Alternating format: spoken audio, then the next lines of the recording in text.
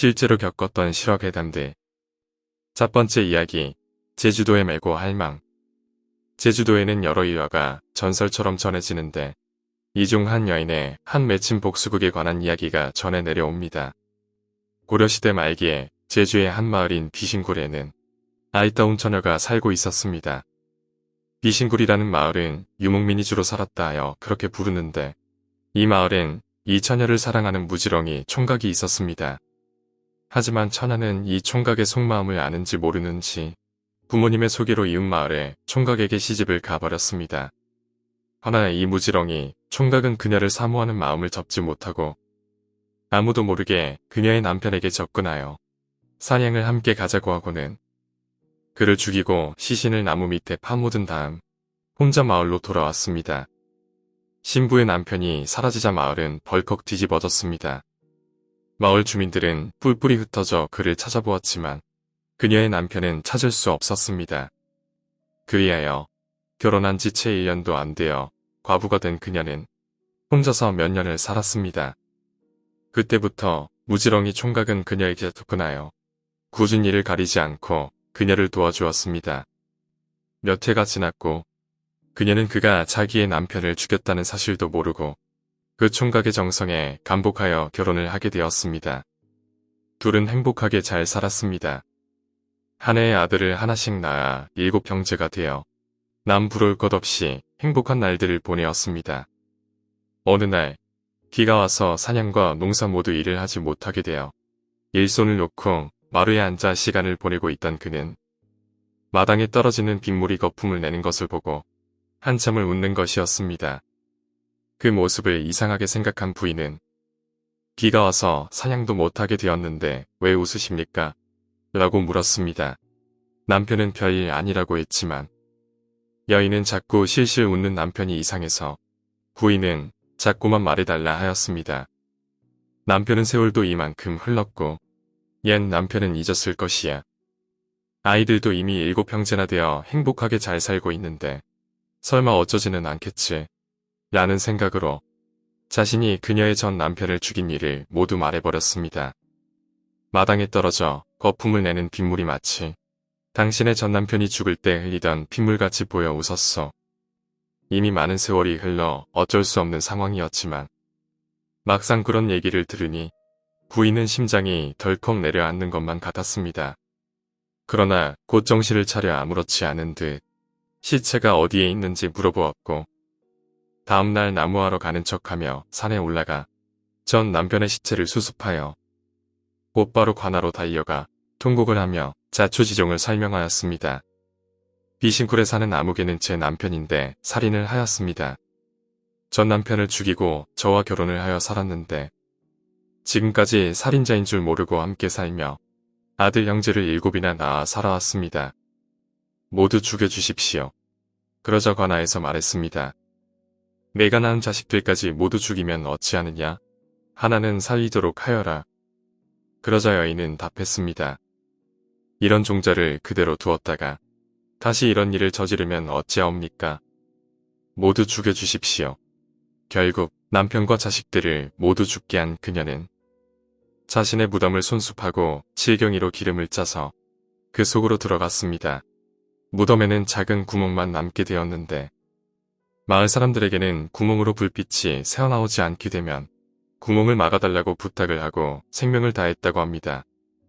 사람들은 전 남편의 원수를 갚았기 때문에 열려라 하지만 자식들마저 모두 죽였기에 매정하고 스스로 땅에 묻힌 할머니라고 하여 메고 할망이라고 불렀다 합니다.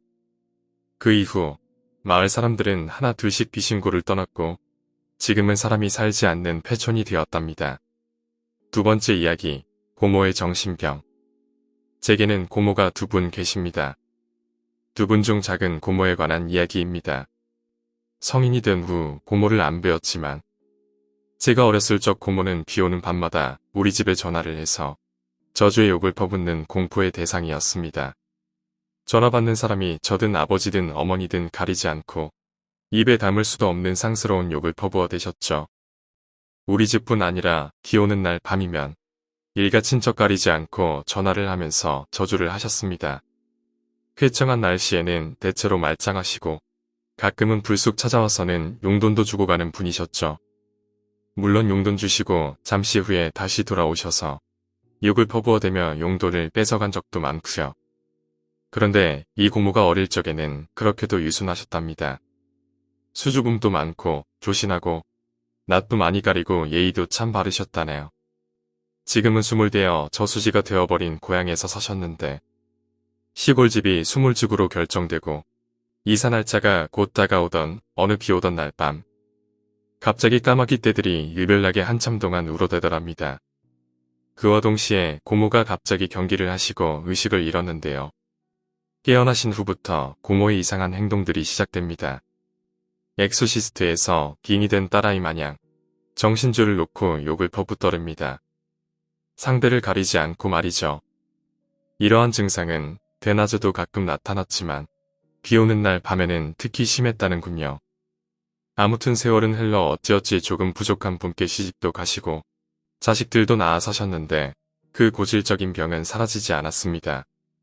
정신병원에 데려가 봐도 친척들이 윽박질러 봐도 증세는 더 심해졌죠. 더구나 고모부가 불의의 사고를 당해 돌아가신 후부터는 불쑥 찾아와 난리를 피우고 전화로 욕설을 짓거리는 횟수도 늘어났습니다. 신기하게도 고모가 확 변해서 욕을 할 때는 목소리도 동시에 변했습니다. 평소에는 좀 허스키한 목소리인데 발작하면 날카롭고 카랑카랑한 목소리로요. 이에 가족끼리 모여 상의 끝에 용한 무당에게 구슬하기로 결정합니다. 그날은 저도 그곳에 있었습니다. 산속 깊은 곳에서 구슬하기로 되어 있는데 구슬할 거라는 사실을 고모에게는 비밀로 하고 차에 태워 산속으로 데려가려 했는데요. 놀라운 건 고모가 그 사실을 다 알고 계셨다는 것이었죠. 평소처럼 친척들이 방문한 건데도 우리를 보는 순간 표정과 목소리가 확 달라지더군요. 자기를 어디로 끌고 가려고 다들 왔느냐며 아주 동네방네 떠내려가게 악다구를 쓰시고 욕을 하시며 용을 쓰시는데 어디서 그런 힘이 솟는지 엄청난 괴력으로 장정셋이 덤벼도 쩔쩔맬 정도였습니다. 아닌 게 아니라 그날 고모집 동네는 좋은 구경거리가 난 거죠.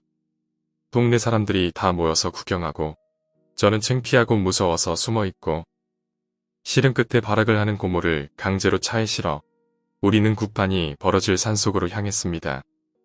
그런데 어째 차에 태우니 타자마자 얌전해지시대요.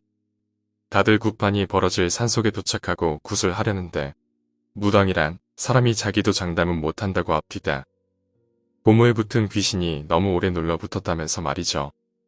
하긴 당시 그런 증상이 나타난 지 30년이 훌쩍 넘을 정도로 긴 시간이긴 했죠. 그러더니 매듭 젖은 빨간 보따리를 가리키며 굿이 잘 돼서 귀신이 나가면 매듭이 잘 풀릴 거고 그렇지 않으면 죽을 쓰던 용을 쓰던 안 풀릴 거라는 이해 못할 말을 하대요.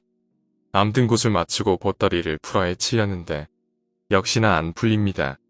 고모는 시종 일관 일그러진 표정으로 비실비실 웃고 계시고 굿은 실패했고 가족들은 허탈하게 하산합니다. 하산하기 전에 무당이 그러더군요. 산 타고 내려가는 길에 헛것을 보거나 이상한 소리를 들어도 신경 끄고 그냥 내려가라는 것이었죠. 가족들이 터벅터벅 산길을 타고 내려오는데 어디선가 자꾸만 여자들이 웅성웅성거리고 꺄르륵 웃는 듯한 소리가 들립니다. 한두 명도 아니고 여러 명이 말이죠. 인기척도 없고 좀 외진 산길이라 지척에서 그런 소리가 나면 분명히 사람이 보일 텐데 아무도 안 보였죠. 더 신기한 건 그 웃음소리 웅얼대는 소리가 산길 내려오는 내내 들렸다는 겁니다. 겁에 잔뜩 질린 가족들이 산 입구에 차까지 도착했는지는 잘 기억이 안 나네요. 다만 내려오는 내내 기묘한 웃음을 짓는 고모의 섬찟한 얼굴밖에는 기억이 나지 않습니다. 이 일 이후로 친척들은 고모를 포기하게 됩니다. 전화번호도 다 바꾸고 연락을 끊어버렸죠. 그런 결정을 내린 친척들이 야속하고 고모가 불쌍하긴 했지만 나머지 사람들의 고통이라도 줄여야 했습니다. 고모가 불치의 정신병이었는지 아니면 정말 귀신이라도 들린 건지 그리고 하산할 때 산길에서 계속 들리던 여자들의 웃음소리의 정체가 무엇이었는지 아직도 궁금하네요. 오늘 이야기는 여기까지입니다. 오늘 이야기가 재미있으셨다면 구독과 좋아요, 댓글 부탁드립니다. 댓글은 저에게 큰 힘이 됩니다. 감사합니다.